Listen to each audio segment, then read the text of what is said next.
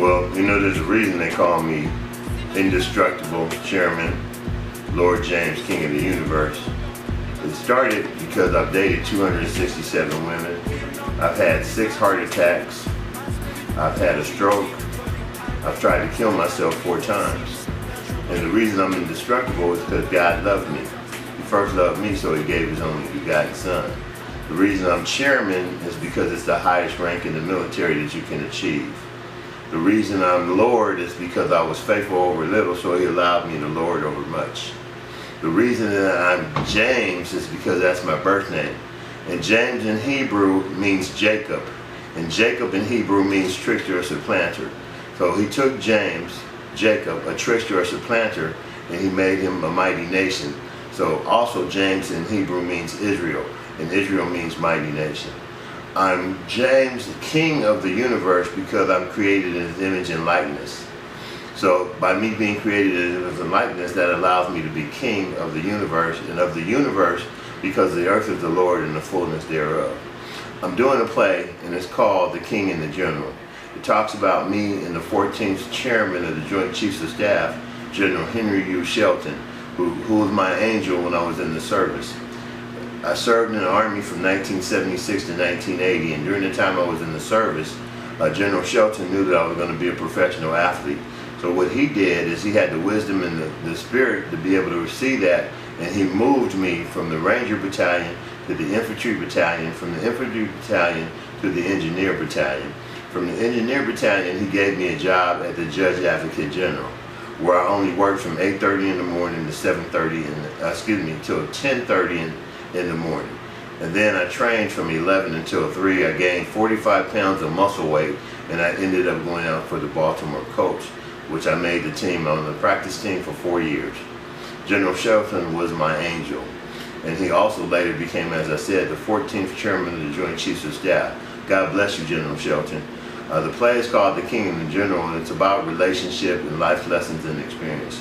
God has given us 10 commandments, and he gave me 16 additional commandments. It talks about family relationship, love, and abuse. I was an abusive man. I wanted to control things that I couldn't control, and when they gave me control, I still didn't know what to do with the control because I didn't need it, because they were in love with me. But love also holds you hostage, and that's one of the things. When the 1 Corinthians, it talks about love is not haughty. The things that love is patient, love is kind, love is long-suffering. So when you start to talk about relationship and understand that if you're in love, then the first thing you should do is ask who you love, do they feel loved? See, just because you say those little 3 words, that doesn't mean that you've made them feel loved. See, saying the 3 words have nothing to do with how they feel about the relationship. And you'll notice that a lot of men that go outside of their relationship, it's because they don't feel love or they don't communicate well with their wives or their girlfriends. Those that have girlfriends, if you want the fullness of God, the only thing I can say is make sure you have a godly relationship. Keep your fireman in your pants. Don't try and put the fire out. Now when you get hot, then go take a shower and go home. If you want the principles of God for his fullest blessing, the only way you'll receive it is to operate in principle. Because if he loves you and you love him, he's going to chastise you. He's going to make it okay for you to have a certain amount of blessing, but when you really want the fullness of God, you have to operate in its principles. Some of his principles are the fact that you have to have DSW. Ladies, not the shoe store. Discipline, stewardship, and wisdom. That means in order for you to be a wise steward, you have to be disciplined. Also, ladies, VMS, not voicemail service, but victory, might, and strength only comes from you having DSW, which means that you've given some thought about what it is that you want in your life and what you're going to commit yourself to. See, in men, I would say to you that you have to make sure that the person you want to commit to, that you're really able to give your life as a sacrifice. As God said, it's our reasonable service to give our life as a sacrifice. If you're giving your life to your wife or your girlfriend, you better make sure you made the right choice. It took me 6 times to get it right. This is my 6th wife, and I love her to death, and we're not going anywhere. We're here for life. So haters, just get your vomit bags and get ready to vomit, because we're going to have the fullness of God in our life. And that includes family and friends.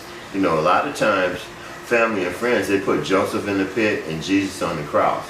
You know, so when you talk about relationship and love and commitment, all those things that have to do with what's significant and what makes you feel loved, the first thing you have to do is ensure that you ask your mate, do you feel loved? And if you haven't said that to them when you go home tonight after seeing this trailer, that's the first thing you should do, is ask them, do you feel loved? Not just say, I love you because you love them, but ask them, do they feel loved? And if they don't feel loved, then you have to ask them, what would make you feel loved? Past the money, past the cars, and time is only love and relationship and commitment that has you standing in the midst of God and God in the midst of the relationship. A threefold cord is impossible to break. And if God is in the midst of your relationship, then you'll never have issues that can't be resolved through communication. See, before, when I was in a relationship with one of the multiple girlfriends I might have had, or the plethora of wives I had, I never understood the significance of having God in the midst. So when I decided to take my wife that I have now, I found my good thing. I found my rib, I found my mate, and babe, I love you. I love you, and I'm doing this for you. I'm doing it for my mom, Lena Mae, and my sister, Janet Brown. Both of them passed from cancer at 49. My mom was a strong, independent woman, and I'm Lena Mae's boy. That comes after this, the king in the journal, guys. So just know right away that God loves you, and I'm going to bless you with my performance. And because I love you, I'm going to stay committed to everything I do. And there's things that will come for the future that you'll have questions about. And check out the back of the flyer. It has the 16 commandments other than the 10 commandments. God gave us the 10, then he gave me, the king, 16 more. God bless you. Enjoy the show.